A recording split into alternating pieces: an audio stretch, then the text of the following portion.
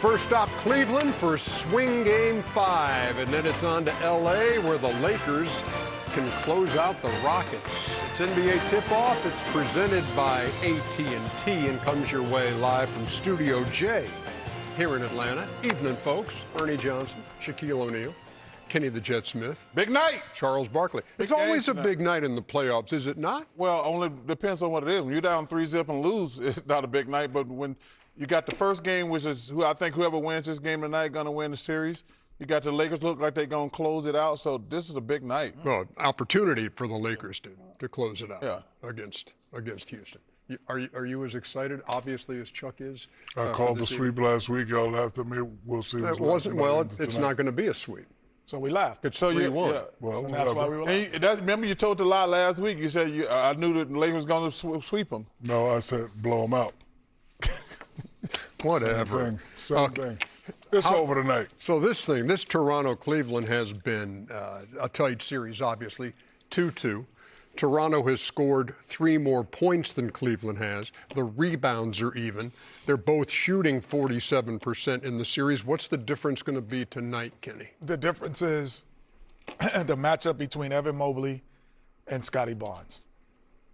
Evan Mobley has been the defensive player of the year in this league. However, Scotty Barnes physically has outmanned him, both on the offensive glass, getting downhill, and getting to where he wants to be. The best defense against Scotty Barnes has been kind of keeping him perimeter throughout the season. They have not kept him perimeter at all. He gets where he wants to go, he offensive rebounds, and R.J. Barrett also is a coming out party of the playoffs for him. Killer bees, man. This is one of his best playoffs, but this guy right here. Well, Scotty Barnes is a better player than Evan Mobley, number one. So whoa. Yeah, he's a better player. Okay. That's I keep telling you, Scotty debatable. Barnes a top 15 player. I think he's one. If he played in the States on a good team, he'd be. He stayed in the States. He's in association.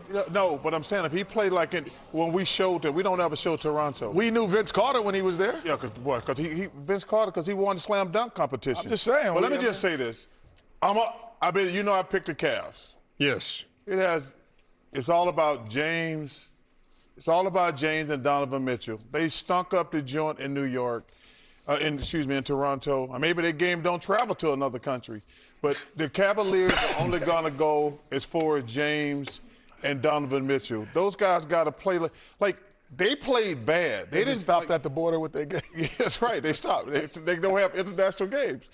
But I still – this is a big game for the Cavaliers because, they played so bad up in Toronto. You can't play like that, especially if you're James. And James has that reputation. Donovan, that's some of the worst basketball I've ever seen him play. But those are the two guys who have to make the Cavs go. And James has to get Mobley and Allen going. But James and Donovan, that's all about those two guys. Yeah, Harden had 15 turnovers in those 2 games in Toronto. I agree with Chuck. It's time for these two guys to step up. These guys are known for disappearing in the playoffs. So at some point they have to say, you know what, I'm taking this game over tonight. We are winning no matter what. And they have to step up and play like superstars, and they haven't done that. When they got together, they went on that win streak. Everybody thought this was the best backcourt. But right now, they're showing us what we're used to seeing, them disappearing in the playoffs. But throughout the history of the game, being a fan of the game, superstars have always had big moments. And tonight needs to be a big moment by one or both of them, period. You know who I think would be a big asset to this conversation about this game that's about to happen? Our friend P.J. Carlson. Well, you got half of that right if you just stopped at ass. Our friend P.J. Carlson. You want me to smack him, P.J.? You want me to smack him, P.J.? I would love Jersey. If you would do that, I would be in your debt for the rest of my life. Hey, P.J., you took a shot at me last time we had you on here. No, he did not. I got your back, need a Coach. favor. Thank you. Yeah. Thank you. I need a favor from Kenny. Kenny, when you go behind the screen, you know how you disappear and then you're in the thing? Can you take Charles with you and leave him behind the screen? I can do that. Just bring him back there and leave him in the screen. Hey, so, PJ, you're just getting out of coaches' meetings, right? So what'd you learn today? What'd you learn from these guys heading into Game 5? Well, I learned that Kenny would like his team to play just the way they played the 2 games here in Cleveland, and Darko wants his team to play just like the 2 games in Toronto. It's unbelievable. This is the only series in all the playoffs where the home teams won all 4 games, and it's really been night and day how different they played. They turned them over a ton, and they beat them up in the paint. Toronto did in the 2 games up there, and the 2 games here in this building, Donovan and James Harden just owned it. Evan Mobley was better also, but Donovan Mitchell and James Harden played like the great players they are. Coach, has Donovan or James Harden came out and said, it's my fault, I need to do better? Because usually when a guy comes out and, recognizes his faults, he's going to have a great game. It would not surprise me. He's certainly capable of doing it. I mean, what is he, like 6th or 7th in all-time scoring in the playoffs? But he needs to be. I mean, they didn't score as many points. That's all right, but they didn't shoot as well. The 2 games here, they both shot way over 50% from the field and over 45% from the three-point line. So they just dominated the game, controlled the game. And, when you're putting the ball, as you guys well know, when you put the ball in the basket and the other team's got to take the ball out of bounds, your defense is a lot better. That didn't happen for Cleveland too much up there. So for sure, Donovan and James in particular have got to put the ball in the basket. And they got to play like what they are. They're the main guys. I mean, you guys sitting there on the table, you know that. That's the difference. Jimmy Lynam told me that a long time ago. I was crying to him. I said, some of my guys are up and down. He goes, that's the definition of the great players. They do it every night. You can count on them, and Donovan and James have got to be that tonight. When you look at this series, tell me, you got a chance to see Scottie Barnes. I tell Ernie all the time, I think he's one of the top 10, 15 players in the NBA, but we never get to see him. What's your opinion of Scottie Barnes? He's unbelievable, Charles. The way he's playing right now, we just tried to get Darko to say this is the best he's ever played, and he wouldn't quite go there. He's saying, no, he does this all the time, and I think there's a lot to that. You were joking before about maybe these guys can't play out of the country. It's not the same. The Toronto team is not on. I spent one year up there working with Jay Triano. They're just not seen. It's almost like the teams out in the Pacific Northwest.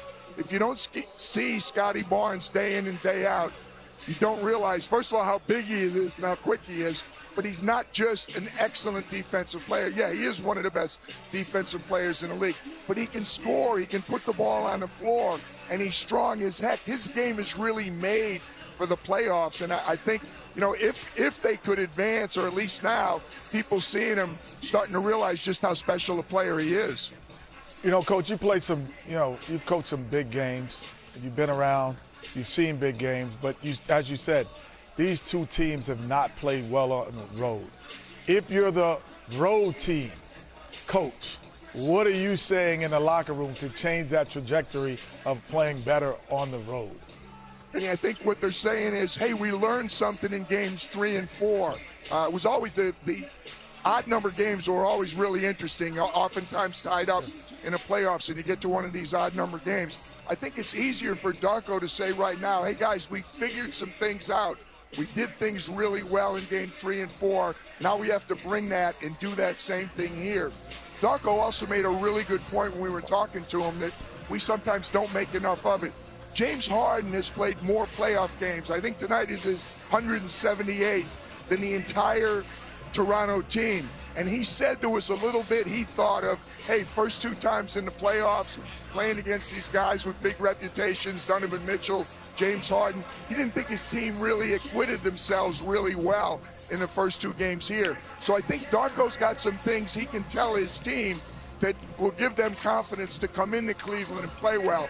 Don't dwell on what happened the last time we were here.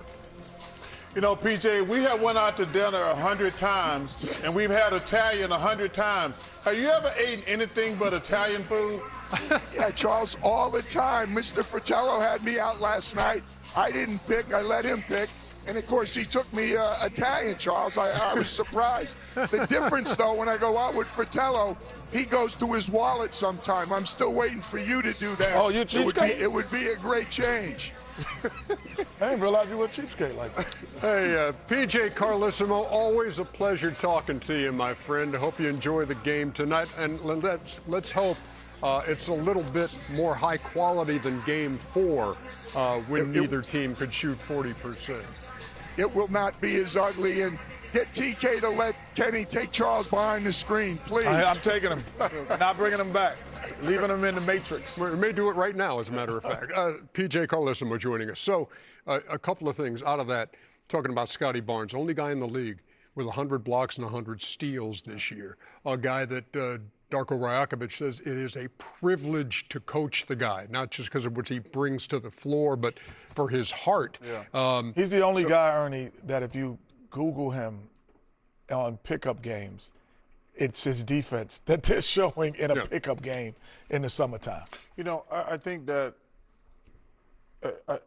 watching him play, I was like, man, he is got a great body. He can shoot it. He's a great defender. But there are so many players, and PJ touched on it. It's like when you're watching college football, there's such an East Coast bias when it comes to like the big awards because nobody's standing up watching the teams on the West Coast.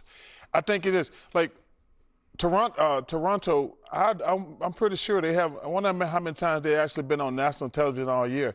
And we're talking about the Portland Trailblazers who had a really good year. We're like, hey, listen, man, they got a really good team. We don't show them, but they got a really good. I think group. this is the reason. You know, the regular season you make your name, your playoffs you make your fame. But I'm saying when Kawhi Leonard was there, he did its thing. We started watching and showing him more. But he wasn't there. So now Scotty Barnes, this is his coming out. Yeah. He gets past the Cleveland Cavaliers. He's going to be on TV a lot more next year. Hopefully so. Without question. I agree. He's a fabulous player. I love the way he played. But tonight's game is about Donovan Mitchell and James Harden. 100%.